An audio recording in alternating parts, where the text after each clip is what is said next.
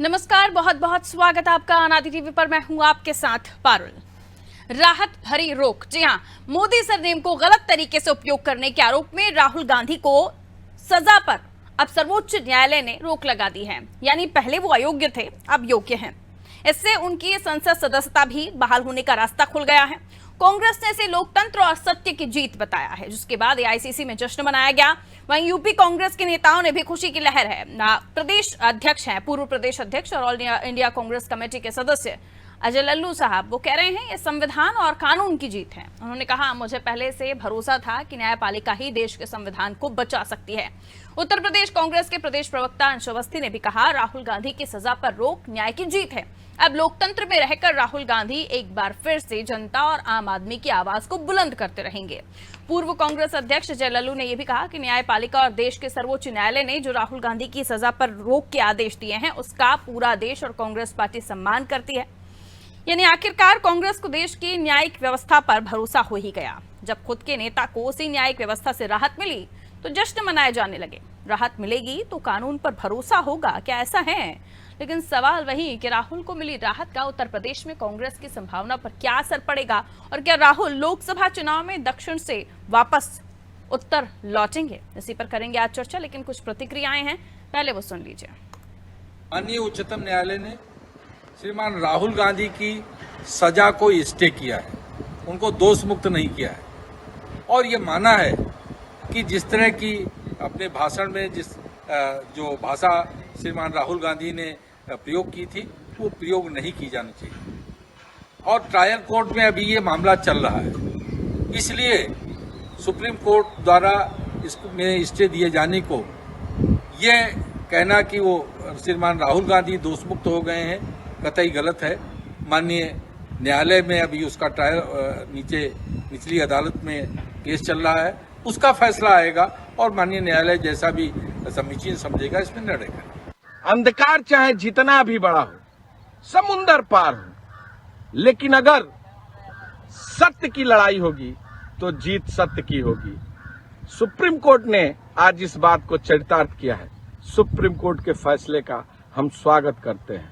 आदरणीय राहुल गांधी जी को जिस तरह आज सुप्रीम कोर्ट ने न्याय की राह दिखाई है, देश के तमाम कमजोर मजदूर, किसान और नौजवानों की आवाज और बुलंद होगी, और मजबूती के साथ आदरणीय राहुल जी संसद में दहाड़ेंगे और इस सरकार को चुनौती देने का काम करेंगे।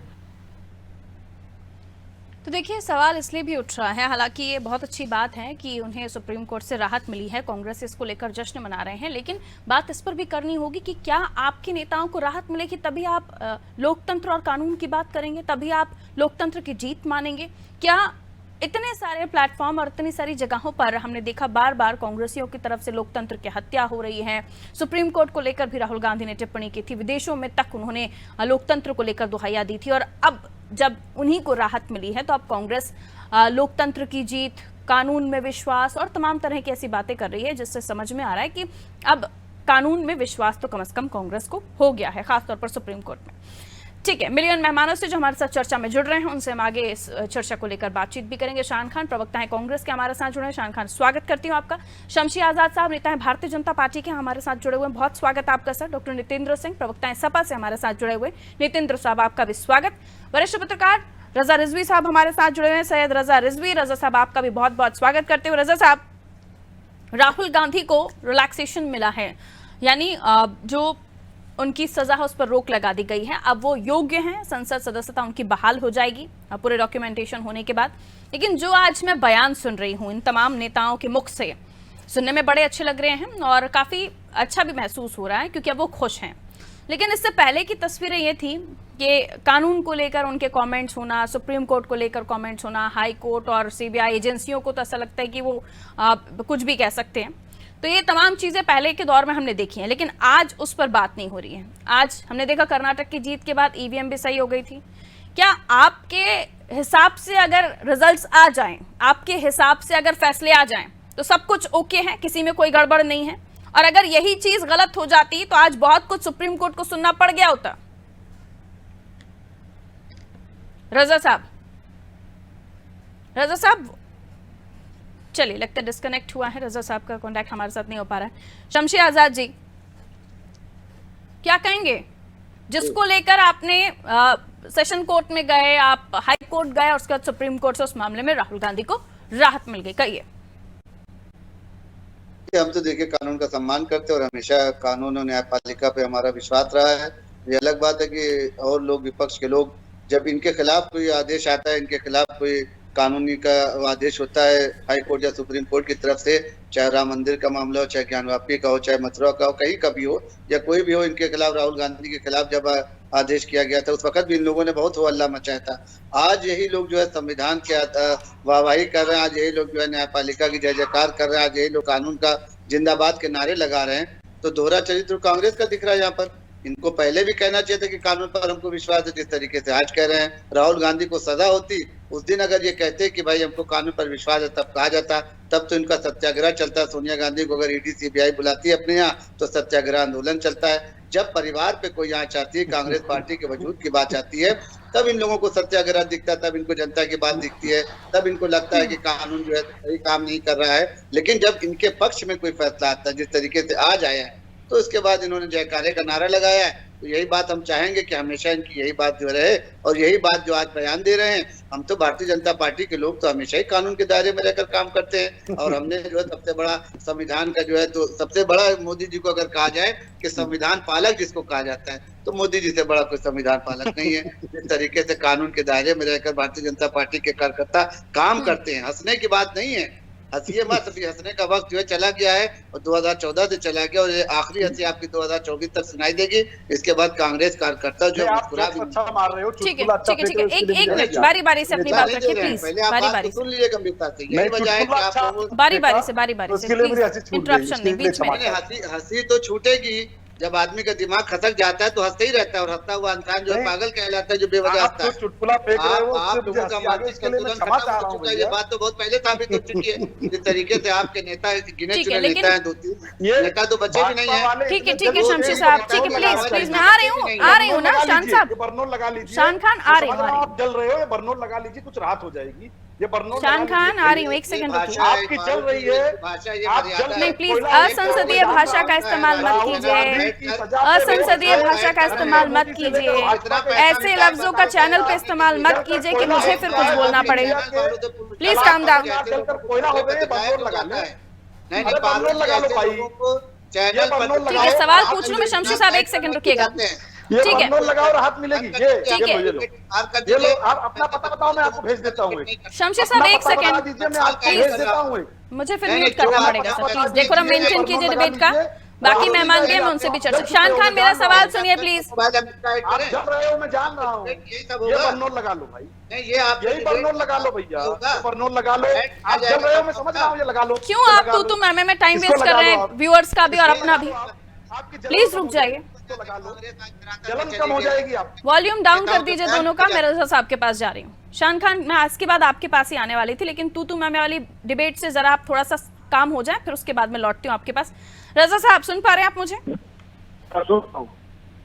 रजा साहब, आज साफ है कि लोकतंत्र पर विश्वास अब हो गया है, कानून व्यवस्था पर विश्वास अब हो गया है।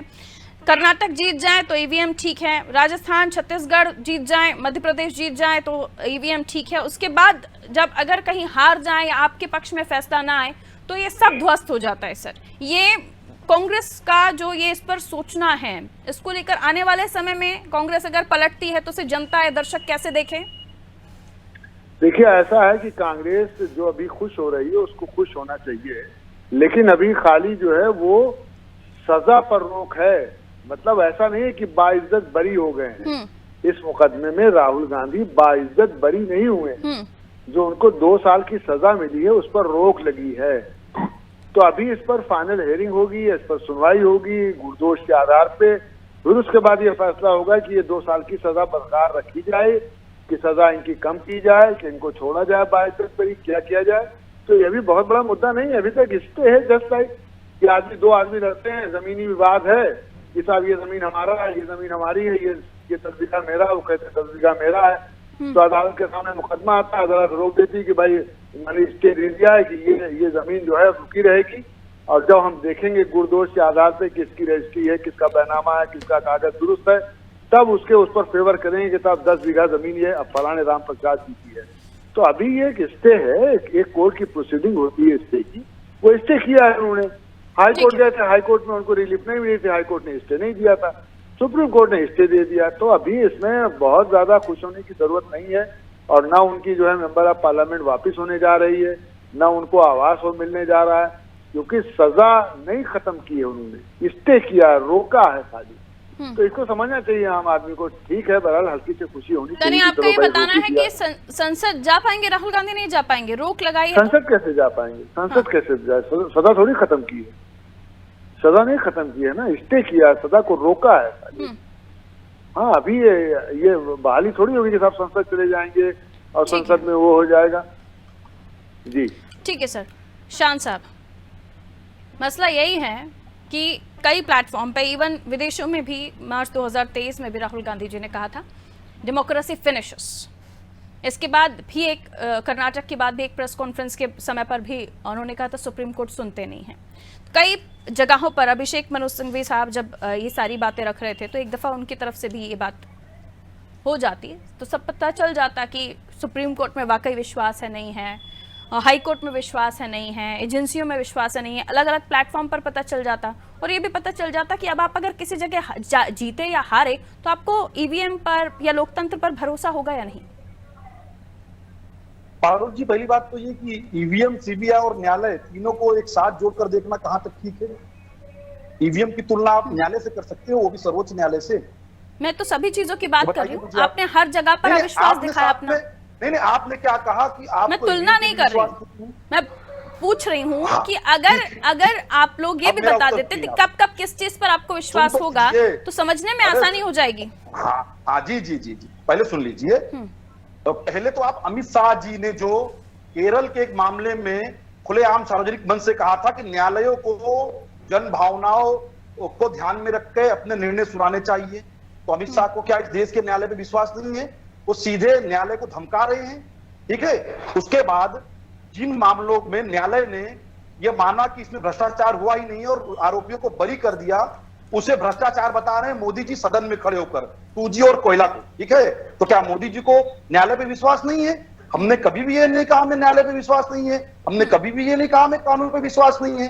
कब कहा हमने? बताइए, एक बयान दिखा दीजिए हमारे नेता का जिसमें कहा गया हो कि कानून पे हमें विश्वास नहीं है। दिखाइए आप, मुझे इस टीवी पर दिखाइए आप। अच्छा, आपको नहीं पता कि आपके नेता ने कब क्या कहा? दिखाइए ना। आपको नहीं पता? नहीं, मेरे पास इतना टाइम नहीं। अगर आप अपडेटेड नहीं है अपने पॉलिटिशियंस को लेकर तो आपको मैं यहाँ बैठकर नहीं दिखाऊंगी कि आपके नेताओं ने कब क्या कहा। आपको पता होना चाहिए ना, मैं ये झूठ थोड़ी ना बोलूंगी चैनल पर बैठकर। जो चंद गोदी मीडिया के जो पत्रकार एजेंडा चला रहे हैं ना, आपको मत कीजिए। जो भी मैं कोई एजेंडा नहीं चला रही हूँ शान खान, प्लीज। ये बर्नौल लेकर जो आप बैठे हुए हैं ना, ये कितने दिन तक रखे रहेंगे मुझे नहीं पता, और कब कौन सा फैसला आएगा, कब आपके नेताओं को बर्नौल की जरूरत पड़ जाएगी मुझे नहीं पता। तो प्लीज ये एजेंडा वाली बात एटलीस्ट अनादि टीवी पर तो नहीं करें आप, बेहतर होगा। क्योंकि आप कई बार हमारे साथ जुड़ चुके हैं और आपने खुद भी देखा है कि हर मुद्दे पर बात होती है, कई मुद्दों पर बीजेपी को भी होती, उसी तरह से मैं सवाल पूछती हूँ जिस तरह से आपसे पूछती हूँ। ऐसा लग रहा है जैसे ढोल मजीरा बजाने वाले हैं।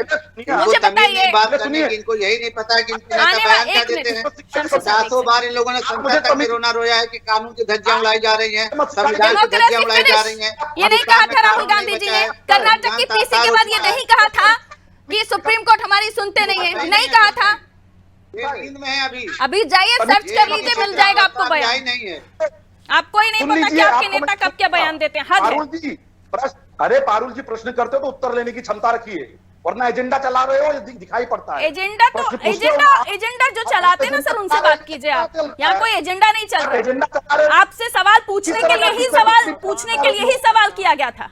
मैंने कहा ना, आप दिखाइए ना, आप कांग्रेस पार्टी किस नेता का बयान दिखाइए जिसने कहा हो कि मुझे कानून पर विश्वास नहीं है। मेरे पास इतना समय नहीं है सर, ये बाकी गेस्ट भी वेट कर रहे हैं। आपको अपने नेताओं के बारे में पता होना चाहिए। आप सर्च कर लीजिए, ना मिले तो आप मुझे आकर जवाब दे दीजिएगा, ना मिले तो आप मुझे आकर जवाब दे दीजिएगा कि मैंने झूठ बोला। आप दिखा दीजिए।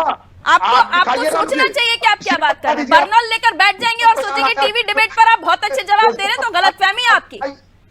ठीक है, नितेंद्र जी। नहीं, ये जो आप एजेंडा चलाते रहते हैं ना, इसको बंद एजेंडा कीजिए। कौन सा एजेंडा सर? कांग्रेस के टॉपिक पर बात ना हो तो आप कहते हैं कांग्रेस के बारे में बात ही नहीं होती, कांग्रेस के बारे में बात कर रहे हैं तो आपको लग रहा है एजेंडा चला रहे हैं। एक लाइन तो तय कीजिए ना कि आपको किस बारे में बात करना है। आज राहुल गांधी के बारे में बात नहीं होती तो आप कह रहे हैं खबरें ही नहीं दिखाते हैं। एक लाइन तय कीजिए अपनी और उस पर बात किया कीजिए। दोनों का ऑडियो डाउन कीजिए, हमारे तीसरे गेस्ट वेट कर रहे हैं, मुझे उनके पास भी जाना है। नितेंद्र जी आवाज मिल रही है सर आपको?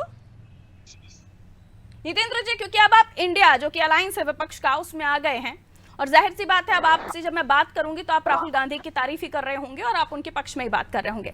सवाल यह है सर कि लोकतंत्र में विश्वास आपको है, ईवीएम में विश्वास आपको है, एजेंसियों में विश्वास आपको है कि इसके आगे भी आप नो लगाएंगे? देखिए पारुल जी, आपका सवाल ही पूर्वानुमान से ग्रसित हो गया। आपने मुझसे यही सवाल कर दिया कि आप चूंकि इंडिया का पार्ट हैं इसलिए आप राहुल गांधी की तारीफ अखिलेश जी का बयान सुन चुकी हूं मैं, तो पार्टी गाइडलाइन, पार्टी लाइन से तो आप बाहर जाएंगे। मैं डिबेट छोड़ सकता हूं, मुझे कोई शौक नहीं टीवी चैनल पे बैठ करके, मेरे पास बहुत चैनल है, मुझे टोकिए मत। आपने नहीं, मैंने सिर्फ इतना कहा सर, आपने जो सवाल मैंने पूछा ना उसका सवाल का मतलब क्या था? सुनिए ना, एक आप मास्टरनी मत बनिए, पहली चीज पारुल जी मास्टरनी मत बनिए। आपने सवाल किया, जवाब मुझे जरूरत भी नहीं है सर, आप मुझसे बहुत सीनियर हैं, बहुत बड़े उम्र में भी बड़े हैं, मैं आपकी बहुत रिस्पेक्ट करती हूँ, मैं आपकी बहुत इज्जत करती हूँ, लेकिन जो सवाल पूछ रही है उसको समझ तो लीजिए क्या पूछ रही हूँ। इतनी तकलीफ किस बात की है? मैं सिर्फ सर मैं हाथ जोड़ के रिक्वेस्ट करती हूँ आपसे कि आप मेरे आदरणीय मेहमान हैं और मेरे तहे दिल से आपका मैं स्वागत करती हूँ, लेकिन मेरी बात तो सुननी होगी ना आपको। सवाल सुनेंगे तब ना जवाब देंगे, बोल लीजिए। बोल लीजिए सर, मैं सुन रही हूँ, आप ही को सुन रही हूँ। अखिलेश जी का जो बयान आया था उस पे मैंने आपसे काउंटर क्वेश्चन किया, सवाल सिर्फ इतना था, कहिए आप। मुझे कोई शौक नहीं आपके साथ एक सेकंड शमशी साहब प्लीज बोल लेने दीजिए, बाकी सभी को अपनी अपनी बारी मिलनी चाहिए ना। एक भी जवाब नहीं सुना, इसके अलावा आप ये चाय पत्ते को बैठा लेते हैं शमशी जैसे लोगों को, ये बीच में बोलेंगे। मैं अभी 20 मिनट तक सुन रहा था, मैं किसी के बीच में नहीं बोला और मैं बहुत ही गंभीरता से डिबेट करने वाला व्यक्ति हूँ। अगर मुझे हम आपको ही सुन रहे हैं सर, हम आपको सुनने का मानता हूँ तो मुद्दे पर आ जाइए। मुद्दे पर ये सवाल लिए, अब आपने पहले सवाल मुझसे जो किया है आप उसका जवाब ले लीजिए। आपने चूंकि पूर्वानुमान से ग्रसित होकर के दिया राहुल गांधी की तारीफ ही करेंगे, ये गलत बात है। मैं पेशे से अधिवक्ता हूं और मैं न्यायालय पर, कानून पर पूर्ण रूप से विश्वास करता हूं और हम लोगों ने आज तक कभी भी ये नहीं कहा। हाँ, हमारा काम है, 3 तरीके के मजिस्ट्रेट होते हैं हमारे यहाँ, मजिस्ट्रेट होते हैं, जजेज होते हैं, जस्टिस होते हैं, सबका अपना एक विवेक होता है। इसीलिए हाई कोर्ट, सुप्रीम कोर्ट बनाए गए कि अगर निचली अदालत कुछ गलत फैसला करे तो हमें अधिकार होता है कि हम उसके ऊपर जाकर के अपनी अपील करेंगे, जाकर के हम न्याय की गुहार करेंगे, कहीं तो न्याय मिलेगा। ये एक प्रक्रिया है और उस प्रक्रिया के तहत कोई भी व्यक्ति जिसको निचली अदालत से सजा मिली उसने उच्च न्यायालय और सर्वोच्च न्यायालय में जाकर के अपनी बात रखी। सर्वोच्च न्यायालय ने उसकी बात को ठीक से सुना सभी ने देखा सर। क्या है, समय थोड़ा कम है तो मैं चाह रही हूँ पॉइंट पर जो सवाल है उस पर जवाब मिल जाए मुझे, कि न्यायिक व्यवस्था पर आपको तो भरोसा है। निश्चित रूप से, मुझे ही नहीं, इस देश के रहने वाले 140 करोड़ लोगों को इस देश की न्यायिक व्यवस्था पर, संविधान पर विश्वास है। लेकिन जब सरकार न्यायिक व्यवस्था और संविधान पर हमला करती है तो निश्चित रूप से इसका जवाब भी दिया जाता है। जाता है सुप्रीम कोर्ट पर हमला हो भी जाता है कि सड़क से लेकर सदन तक लोग इस सरकार की, क्योंकि सरकार कोई सर्वोच्च न्यायालय नहीं होती है, सरकार के लिए सामने विपक्ष बैठा होता है उसकी जो कमियों को गिराने के लिए। अगर सरकार को जो कि जनमत मिलता है, जनता उसको वोट का बहुमत देती है, उसको अपने ऊपर रूल करने के लिए। सुप्रीम कोर्ट पर तो हमला नहीं हुआ ना सर, सरकार का सुप्रीम कोर्ट पर हमला तो नहीं हुआ। निश्चित रूप से जब से सीजीआई चंद्रचूड़ साहब आज बैठे हैं, लोगों की आशा और विश्वास बढ़ा है। आज के फैसले ने लोकतंत्र, अच्छा, जज बैठेंगे आपके हिसाब से तो सुप्रीम कोर्ट सही फैसला सुनाएगा। आप कोर्ट के जो जजेस हैं उनके विवेक पर सवाल नहीं खड़ा कर रहे हैं। एजेंडा लेकर चल रहे हैं ये लोग, नहीं बोलने देंगे। न्यायपालिका पर लोगों की आस्था और उम्मीद बढ़ी है और भाजपा की नकारात्मक राजनीति की अहंकारी जो ध्वज बढ़ा था उसके राजनीतिक अवसान का समय आया है। इसमें राजनीतिक अवसान, उसके शोक में भाजपा के अहंकारी ध्वज को झुक जाना चाहिए। ठीक है, यानी जो जजेस बैठ रहे हैं वहां पर वो चंद्रचूड़ साहब हैं या जो आप लोग जिनका भी नाम लेना पसंद करें वो बैठे हुए हैं, तो सुप्रीम कोर्ट सही फैसला सुनाएगा, वरना सुप्रीम कोर्ट सही फैसला नहीं सुनाएगा। आपका कहने का सेंस ये है? आप क्यों दूसरी बातों पे जाना चाहती हो? आज मैंने कहा माननीय जज साहब को, गोगोई साहब आज जो भी गवई साहब हो, जिसने भी आज फैसले सुनाए हैं, क्योंकि जो सर्वोच्च होता संस्था का उसके लिए क्रेडिट, अगर सरकार में कुछ अच्छा होता है तो क्रेडिट नरेंद्र मोदी जी लेते हैं, सरकार में कुछ खराब होगा तो उसका क्रेडिट भी नरेंद्र मोदी को जाएगा, क्योंकि सुप्रीम कोर्ट में चीफ जस्टिस हैं मिस्टर आदरणीय चंद्रचूड़ जी, इसलिए जो भी सुप्रीम कोर्ट में होगा उसका क्रेडिट उन्हीं को जाएगा। छोटा छोटा कमेंट अब लोगे मैं। रजा साहब मुझे ये समझाइए कि चूंकि अभी हम जिस मसले को लेकर चर्चा कर रहे हैं उसमें फैसला नहीं आया है और हम देख रहे हैं कांग्रेस खेमे में खुशी भी शुरू हो गई है, मिठाइयां खिलाने का दौर शुरू हो गया, अच्छी बात है क्योंकि इतने बड़े फैसले के बाद राहुल गांधी की सदस्यता बहाल होने की खबरें सामने आ गई हैं। ये ऐसा तो नहीं कि एक छोटा सा डोज दिया हो, क्योंकि कई जगहों पर इस तरह की भी बातचीत हो रही है रजा साहब की ये कोई एक ऐसा डोज तो नहीं दे दिया जिसके बाद आप खुश हो लीजिए बाद में पिक्चर कुछ और निकले, क्योंकि यही हम देख रहे हैं ज्ञानवापी में भी यही हुआ, बाहर आते मिठाइयां खिलाते बाद में पता चलता है कि कुछ और हुआ। रजा साहब छोटा सा कमेंट सर। देखिए ऐसा है कि आप जो बोल रही थी उसमें बीच में हमारे साथी बोल रहे थे, इसलिए आपकी पूरी बात मैं सुन नहीं पाया, ये बीच में बोलने लगते हैं हमारे साथी। रजा साहब ये अभी सजा मुक्त नहीं हुए हैं, यानी बरी नहीं हुए इस पूरे मामले को लेकर, तो आपको क्या लगता है कि आगे ऐसा नहीं अभी खुशी दे दी हो बाद में कुछ और मामला निकल कर सामने आए और ये तब आए जब इलेक्शन बिल्कुल सामने हो? नहीं देखिए, ये तो प्राइमरी जो एविडेंस होगा, प्रॉपर एविडेंस जो होगा कोर्ट के सामने, उस एविडेंस के बेस पर जो है वो जजमेंट होगा कि साहब इनको 2 साल की सजा रखी जाए, कम सजा की जाए, कि इनको दोषमुक्त किया जाए, वो तो गुणदोष के आधार पर जज देखेगा और उसके बाद ही ये तय करेगा। इसलिए अभी ये कहना बहुत जल्दी हो जाएगा कि क्या क्या नौयत होती है। ठीक है, छोटा सा कमेंट शमशीर साहब आपका 30 सेकंड में कंप्लीट कीजिएगा, 30 सेकंड में बाकी को भी दे देती हूँ। देखिए हमने पहले भी कानून का सम्मान किया तो आज भी सम्मान करें। राहुल गांधी को अगर वो बरी करते तो भी हम कानून का सम्मान करें, क्योंकि कानून के दायरे में है। उन्होंने हेट स्पीच जो दी थी मोदी परिवार के खिलाफ, मोदी टाइटल के खिलाफ, जो उनका बयान था उसके खिलाफ उनके ऊपर लेकिन सेशन कोर्ट हाई कोर्ट को भी सुप्रीम कोर्ट ने कहा ना कि साहब ये बताइए कि इतनी सजा देने के पीछे की कोई डिटेल डॉक्यूमेंटेशंस में है ही नहीं, ना मैं सेशन कोर्ट के ऊपर, ना मैं हाई कोर्ट के ऊपर, इसीलिए मैंने कहा कि कानूनी दांव पे जो है मैं इनकी तरह अधिवक्ता नहीं, इसलिए कानून ने जो भी किया है कानून का जो सम्मान हम लोग करते हैं। भारतीय जनता पार्टी का कोई भी नेता आपको ऐसा ठीक है सर, 30 सेकंड शान खान गलत किया गया। शान खान 30 सेकंड।